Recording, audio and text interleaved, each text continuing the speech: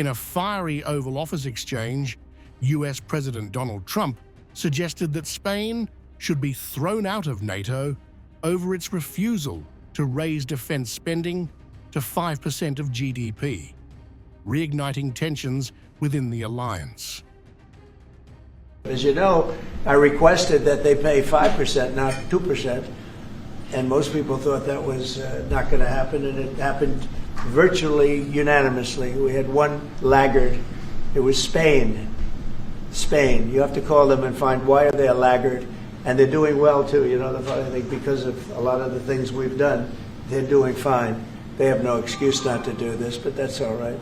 Maybe you should throw them out of NATO, frankly. The clash unfolded during Trump's meeting with Finnish President Alexander Stubb at the White House, a session initially meant to finalize Finland's $6.1 billion deal to buy 11 US-made icebreakers. Trump accused Spanish Prime Minister Pedro Sánchez of being a laggard, claiming Spain was the only NATO member resisting his push for higher military spending. You have to call them and find out why they are a laggard, Trump said.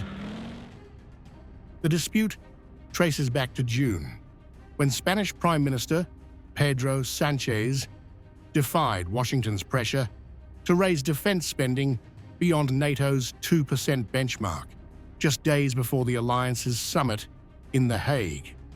Pushing back against Trump's criticism, Sánchez insisted Spain remains a committed NATO ally, rejecting claims that the US president's anger could spill over into trade or EU relations. The balance we found in the declaration that we agreed upon by the 32 member states of the Atlantic Alliance, including the United States.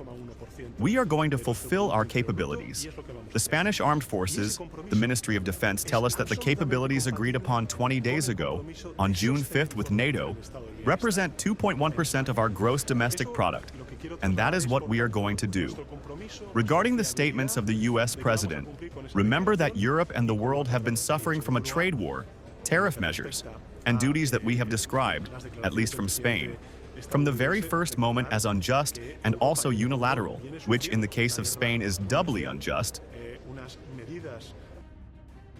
Trump, visibly frustrated, warned that NATO's credibility was at stake and suggested Spain might need to be expelled from the alliance if it continued to piggyback on America's military strength.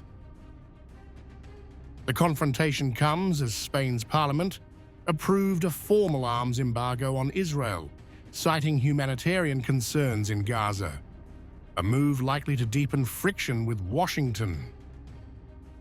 The embargo, backed by Spain's left-wing parties, signals a growing willingness in Madrid to pursue an independent foreign policy, even at the cost of angering the US.